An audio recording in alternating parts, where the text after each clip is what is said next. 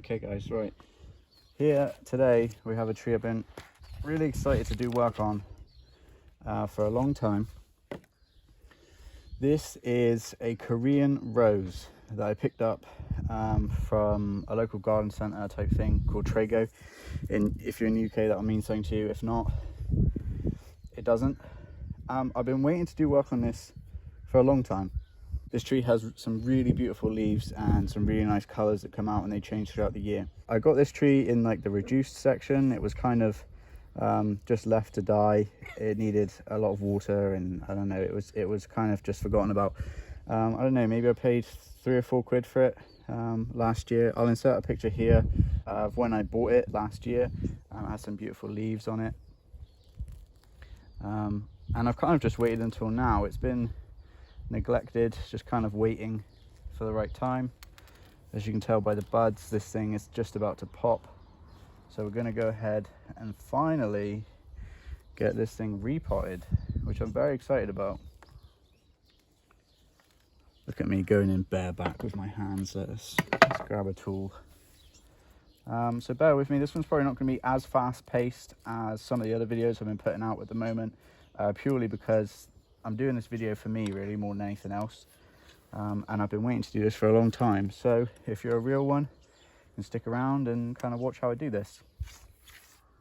I've taken inspiration lately from Boston Bonsai idiot, Colin, who I've come to enjoy his videos very much. And he has inspired me in a lot of ways to be more ruthless, to be more extreme, and to be more ballsy really.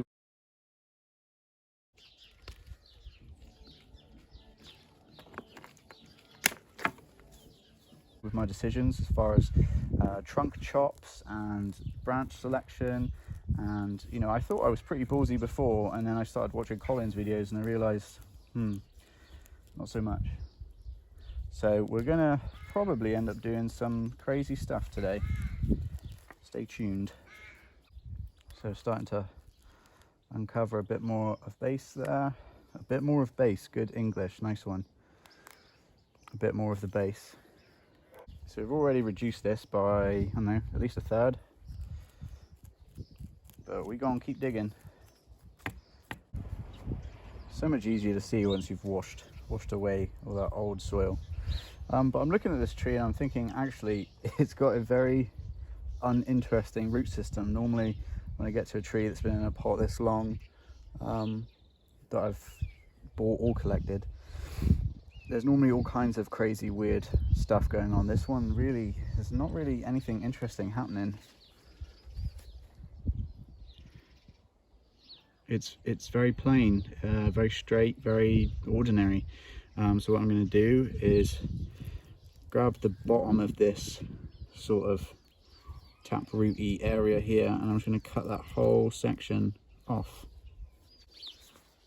So I'm just going to go in. I really can't see what I'm doing.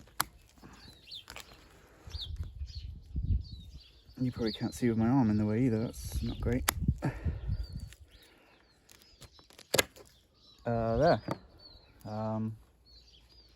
So that kind of just takes the whole bottom part of the tree off from there and gives us a bit more of a flat radial root system, I guess. So I'm just going to get this potted up quick. I'll be right back with you, something you haven't seen before, and then we can get on to some styling.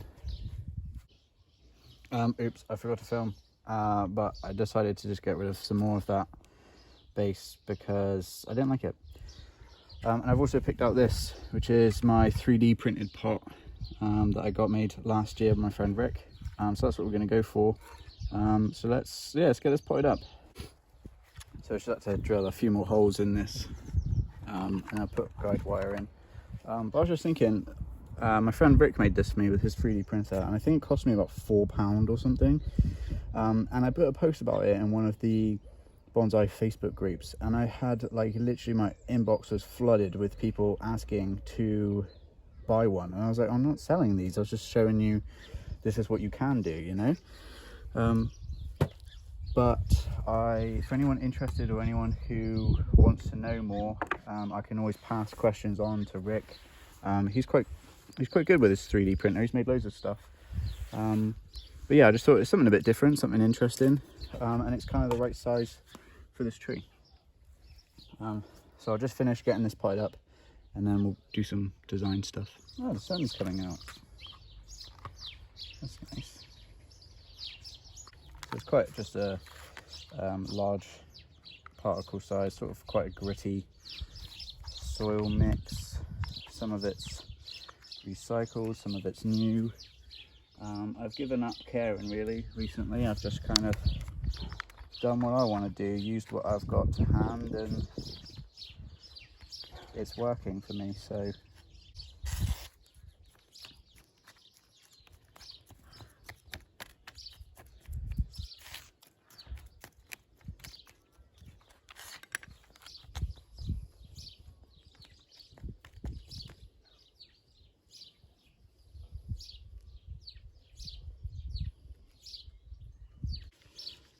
I don't like odd numbers. So I have 1, 2, 3, 4. Educational channel.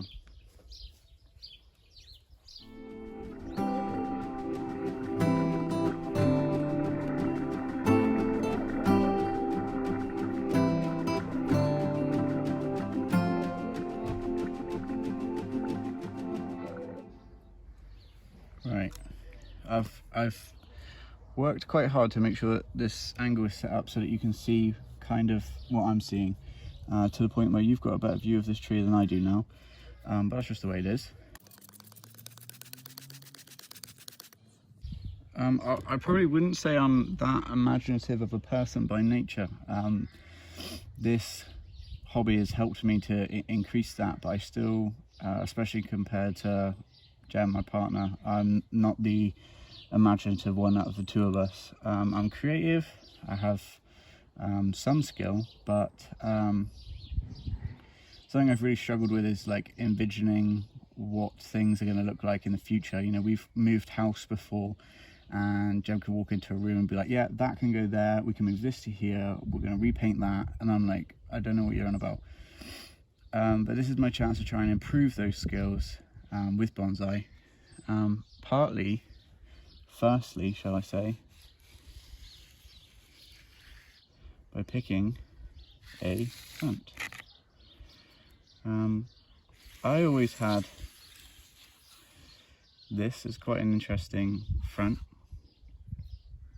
and at this point you're saying, mate, what the hell are you doing? You've put a tree in a pot before picking the front, and you'd be right. But part of that creative process, because this is still a tree in training, is for me having this tree in a pot now allows me to see its potential better, especially from far away as well. So to me, the front in relation to the potting angle doesn't really matter, because I can just indicate it with a little piece of wire. So this is an interesting front because of this first branch. We can work with that. Oh, it's snapped, but it's not dead. Okay, that's interesting. This first branch here, I didn't even realize this, is actually sort of detached and yet still alive. So that's interesting. We could still do something with that. Do you know what, that could have happened? There was a branch here that came off in a storm not that long ago. So that would probably have come off at the same time, or that snap had happened at the same time. You guys know I love moss. I think it's a beautiful part of a tree. But in this case, it's actually hindering the taper of the tree. So I'm just going to remove some of it. I think moss has its place on a tree, definitely, especially with the older trees.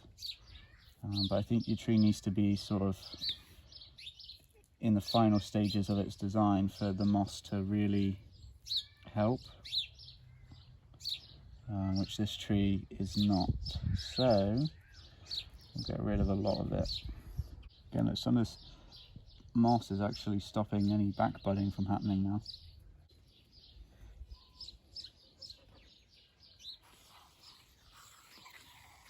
Maybe it's easier to work from the top down. So So let's trim up a rough conical shape and go from there, shall we? Like sort of there is what I'm thinking for the front.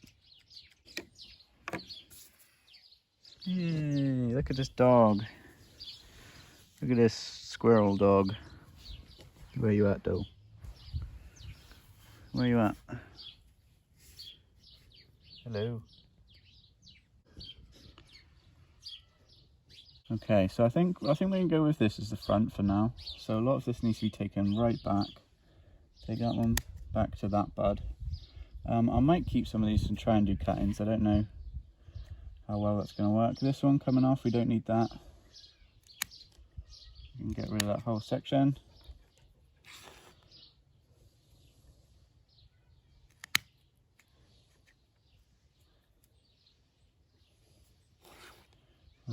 Up here, what's this doing?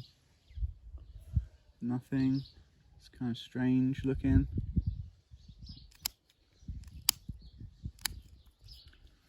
Get rid of that whole thing. This goes too straight up, so we'll take that off here, and then there's a nice bud right here that we can use. Let's point you guys up a little bit more so you can see the canopy. So this sort of main branch, this back branch is coming off here. There's a bit of dead wood here, that's cool. We can keep that and get rid of this piece. That might be a good cutting. And then at the top, I think we'll cut it back to here, and on this back one to here. This one we'll take to there, and this one can come back to there. There's a little bit too much going on up here, so I'm going to take all of these off, see what that looks like. Still a bit busy, to be honest. I'm not sure we need this one, although it does fill in that gap fairly nicely. This one definitely come back to here. Can you guys see that? Yeah, there's 3 coming off of one spot, so we'll get rid of this one to the left because we have quite a nice branch here, which will cut down to that bud. And this one will cut down to there.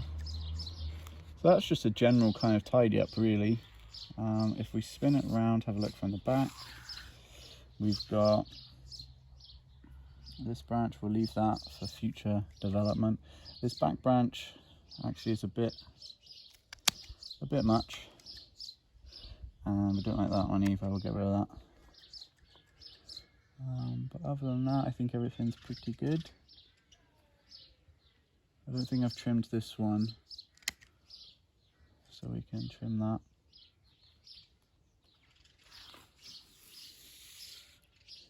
Yeah, I'm pretty happy with that. I thought with this tree we might be taking off, you know, whole branches, but we are not. That one actually I don't like as much. And I'm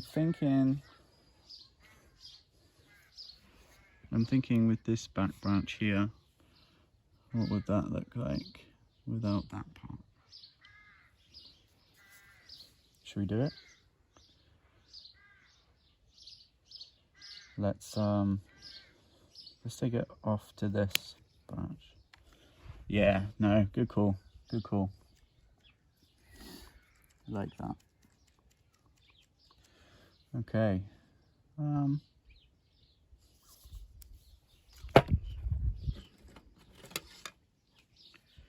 We could use a toothbrush and just clean up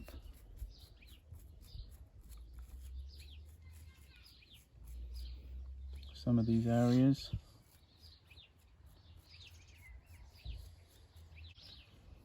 Okay, so I think that just cleaning up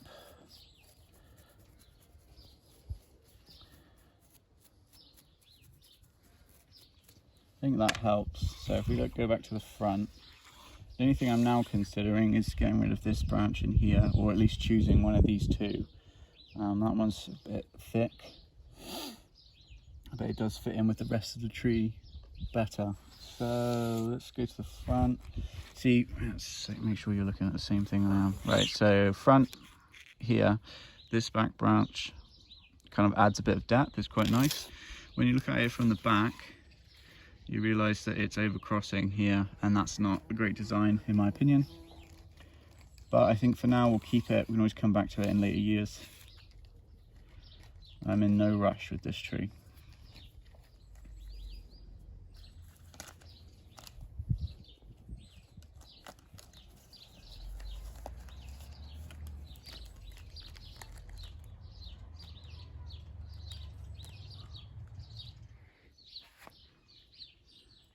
Here we are then, guys. Korean rose bonsai in a 3D printed pot. Happy little accident that was. If you enjoyed this video, please give it a like, and if you're new, consider subscribing. Other than that, wherever you are in the world, make sure you're taking care of yourself, and I'll see you in the next one.